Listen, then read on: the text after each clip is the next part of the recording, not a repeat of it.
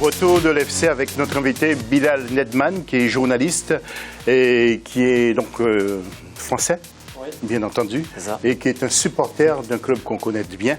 En France, on ne va pas le citer. Oui. Il y a Sami Mochtavi qui est avec nous. Sami qui nous a parlé de Badou Zaki, le sélectionneur du Maroc qui a été viré et remplacé par Hervé Renard. Et puis lui, il aura la parole assez longtemps quand même tout à l'heure. C'est M. Mohamed Karoui à propos du football malien qui traverse, on ne dirait pas une crise. Mais aussi, c'était une crise. Après, il faut voir comment ça va. Si c'était une vraie crise. On va en parler tout à l'heure. La question de l'FC, le PSG pourra-t-il aller loin sans son latéral ivoirien Serge Aurier? Vos réponses sur nos réseaux sociaux, mais aussi à fc@africa24tv.com. Le Mali peut-il connaître une crise? Réponse dans quelques instants.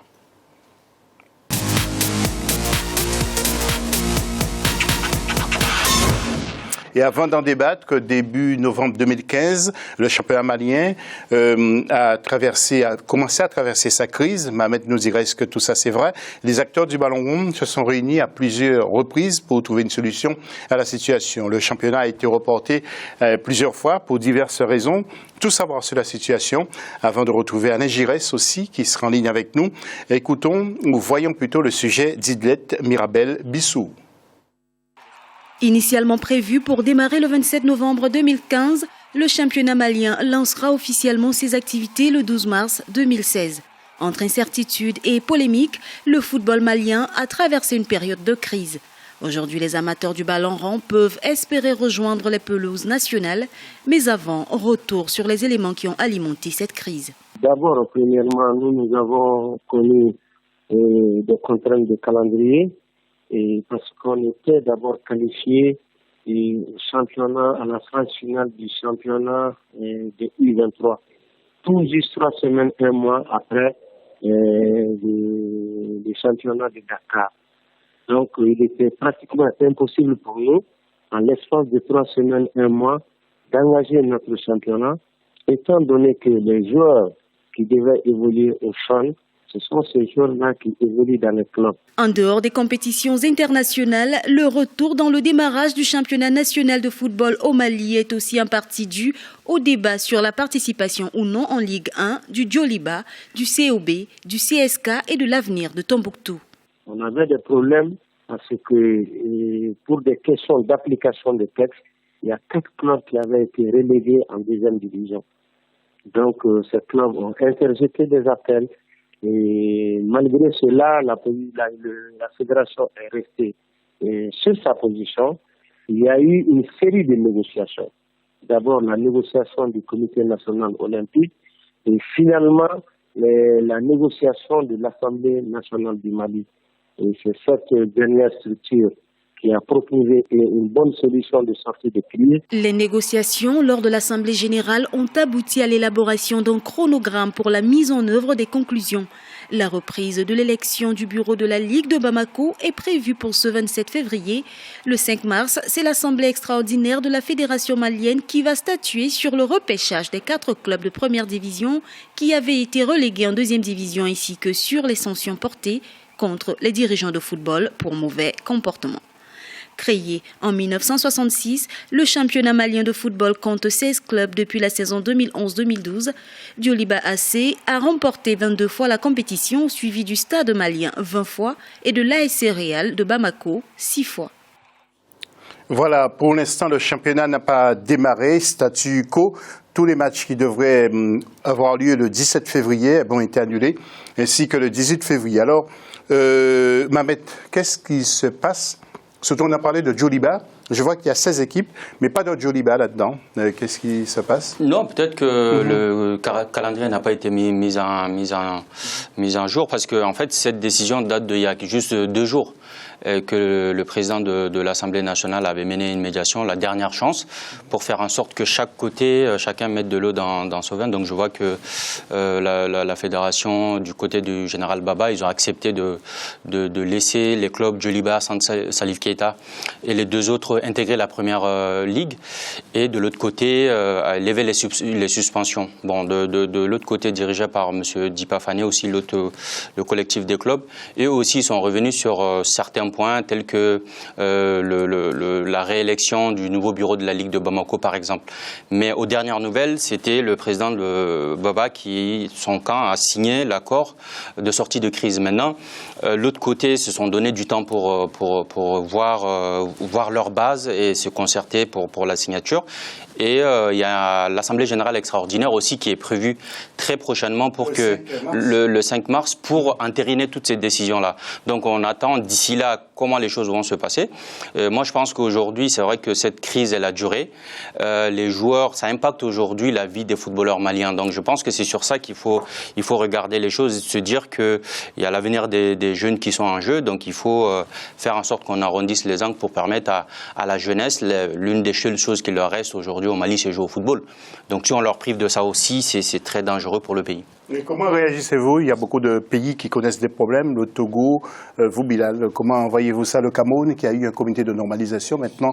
Ça peut empêcher, comme le dit l'éditorialiste Mohamed, sur le plan, on va dire, de l'évolution réelle de la jeunesse, ces jeunes joueurs, ces pépites du football, empêcher par exemple de promouvoir, on va dire, cette action foot à travers le monde. Et c'est vrai que ça peut entacher l'image du football malien. Et c'est ce qui est bien dommage à ce niveau-là. Ça a mis un petit mot rapide parce que nous devrions passer à autre chose. On a peu de temps. C'est vrai que c'est assez surprenant venant du Mali qui est souvent au contraire très, très calme et très serein. Il y a peu d'affaires qui s'ébruitent. On avait peur justement de l'arrivée d'un comité de normalisation comme au Bénin ou au Togo. Donc voilà, ça n'a pas duré trop longtemps. Ça n'a pas eu d'impact sur les sélections maliennes, que ce soit les jeunes ou la sélection A qui sont quand même assez brillantes au niveau des résultats ces dernières années. Donc tant mieux que ça ne s'est pas éternisé et tant mieux que la FIFA n'ait pas intervenu et que ça n'a pas fait encore grand bruit comme dans d'autres pays africains. Vous avez eu peur qu'Alain Giresse parte. D'ailleurs, nous allons voir Alain Giresse en image. Dans quelques petites secondes, vous avez eu peur, Mohamed, qu'il parte? Pas totalement, mais c'est vrai qu'il y avait pas mal de choses qui n'étaient pas rassurantes. La situation de la fédération, aussi l'environnement de l'équipe nationale qui s'était dégradé ces dernières semaines. Donc oui, il y avait des petits motifs de crainte, mais après, compte tenu du contrat qu'il a avec le Mali, je me disais quand même que c'était un peu difficile de pouvoir que le Mali puisse le laisser partir malgré ce contrat-là. Et c'est un entraîneur de qualité. D'accord. Nous allons voir Alain Giresse justement en image. Alain qui entraîne la sélection du Mali, qui était au Gabon il y a quelque temps et qui devrait partir au Cameroun. Alors justement, il va nous expliquer, il va nous parler de la sélection du Mali, le championnat, le groupe pour la CAN et son départ qui était prévu pour le Cameroun qui a été avorté. Alain Giresse, joue au téléphone. La sélection et les sélections sont un petit peu au repos depuis le mois de novembre. C'est tout un travail d'abord dans l'organisation des prochains matchs du mois de mars et bien sûr de reprendre le lien avec les joueurs, les suivre, ce où ils en sont, s'il y a eu des changements au mercato, quelles sont un petit peu leur situation à l'heure actuelle et puis leur parcours avec leur club.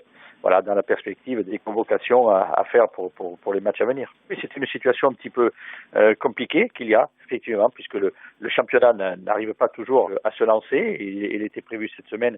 Qu'en sera-t-il concrètement? C'est toujours handicapant, même si, en parlant des joueurs locaux, ils ont quand même, grâce à une bonne préparation, réussi à faire une bonne CHAN, mais c'est toujours problématique. Alors, c'est regrettable parce que ça perturbe un petit peu le football et ce sont des problèmes dont on se passerait bien et je peux que constater cet état de fait. Le côté facile, tout à fait relatif, il est facile en termes d'appréciation d'un palmarès des équipes. Quand vous prenez le terrain donne une autre réalité. Si vous prenez les éliminatoires de la Coupe du Monde et du mois de novembre, vous pouvez apercevoir sur les allers-retours que les premiers matchs, tous les gros pays ont eu des difficultés sur leur premier match à l'extérieur, même si au retour tout a été rectifié. Donc ça s'aperçoit que la facilité d'un match, c'est pas toujours évident. Le terrain doit le démontrer et faire en sorte qu'effectivement cette facilité dont vous parlez, elle existe concrètement. Des démarches qui avaient été entreprises, il y avait un intérêt pour ma position d'entraîneur et éventuellement au Cameroun.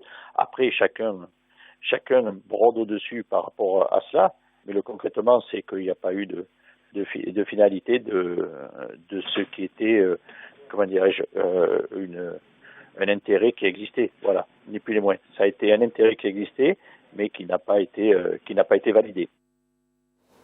Voilà, donc Alain Giresse. Nous allons voir maintenant quelques images de l'équipe du Mali et puis surtout un garçon qui a beaucoup marqué la sélection jusqu'à présent, qui joue à l'AS Rome et qui a même marqué ce week-end. Il s'agit de Sédou Keita, j'allais dire Salif Keita. Sédou, Salif c'est son oncle. Et donc nous voyons quelques images de la sélection. C'est là Sédou Keita que vous voyez en image, un joueur que j'apprécie énormément. Il est doté d'une grande intelligence. Alors, maintenant, il y a d'autres garçons qui nous ont marqué aussi.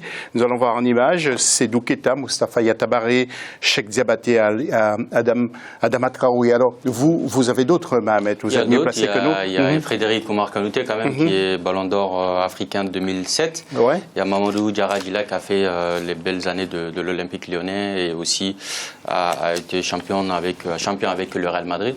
Adama Koulibaly Police, qui a fait toute sa carrière à Lens. Il y a pas mal cette génération-là de la Coupe du Monde U20 99. Ils ont eu des belles carrières en Europe. Mais c'est vrai qu'aujourd'hui, on a du mal à trouver des joueurs de standing mondial qui peuvent rivaliser, les faire oublier, quoi.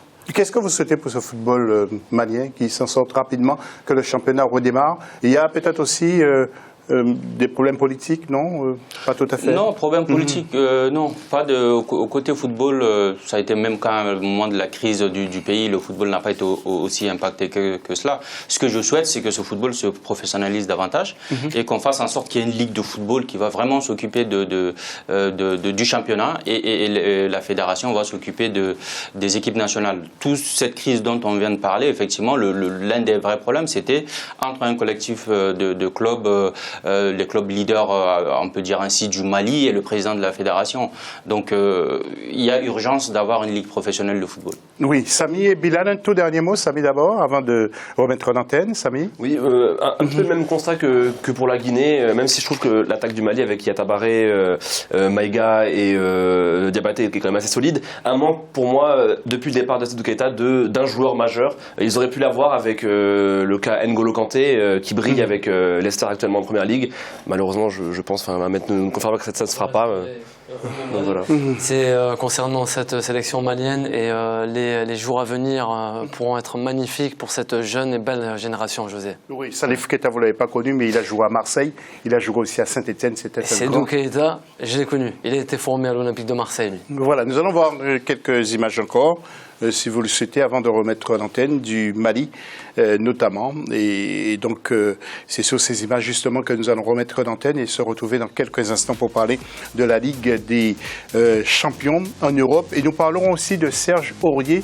Le communiqué du Paris Saint-Germain vient de nous être adressé à la rédaction par la direction du Paris Saint-Germain, justement. À tout à l'heure.